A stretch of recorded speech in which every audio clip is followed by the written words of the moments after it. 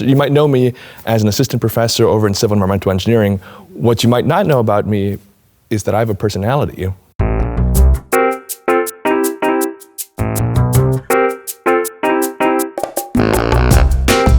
I think about things in my childhood that really had a profound impact on me, obviously reading the Sunday Funnies, absolutely love doing that.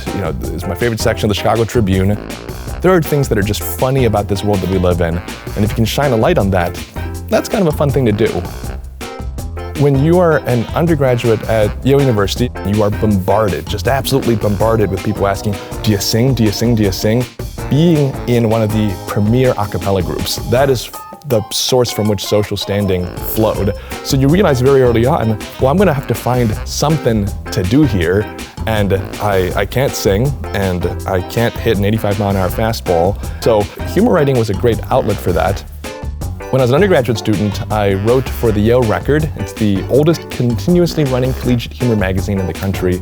And I had a wonderful time there, both as a staff writer and then also later on as publisher of the magazine. I learned a lot from my time with the Yale Record. I've been a long-time reader of Zach Weinersmith's wonderful webcomic Saturday morning breakfast cereal. There's so many excellent sort of more science, math, technology-oriented webcomics out there. For many years, the whole creative team at SMBC ran a comedy festival that they called BAHFest, or the Festival of Bad Ad Hoc Hypotheses. And it was meant to be a scientific or engineering-oriented comedy festival where people would come and give talks, but these were meant to be as bad, as egregious, as incorrect, as implausible as possible, but always with that patina of plausibility. And this is something that I participated in several times as a graduate student. I'm deeply honored to be a two-time recipient, in fact, the only ever two-time recipient of the Best Exploitation of Data Award. But it's also one of those things that you just don't put on your CV, you don't put in your resume, because it's so hard without the context. It's like, oh, you can't talk about that.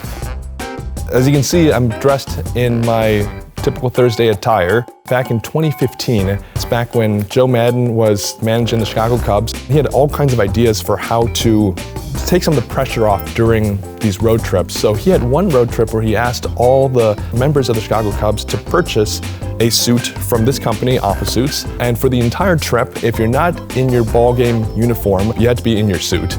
And it just created this whole kind of fun atmosphere. He called it the zany minimalist suit road trip.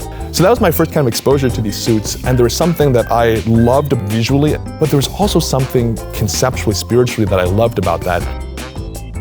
At face level, there's not a whole lot that connects comedy with teaching or with those kinds of scholarly pursuits that we are all involved with here. But I actually think there's a very profound set of connections. And while these are not connections that I sit there every single minute and hour of the day thinking about, they do inform a lot of the kinds of problems that I work on and the kinds of ways that I choose to communicate or talk about the work that I'm engaged in. Fundamental origin of humor, the fundamental origin of funny, is anytime there's just a little bit of daylight between what you expect and what actually happens. It's that little bit of surprise in there that makes great research great research. And so I think what makes great comedy is also what makes great research great research.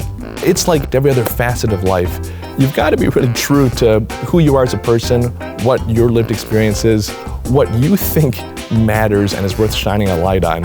And I think that's so important in the science and engineering, the research, the teaching that one does, but it's every bit as true for the humor or anything that you engage in. What you make, what you create has to be authentic to your own experience.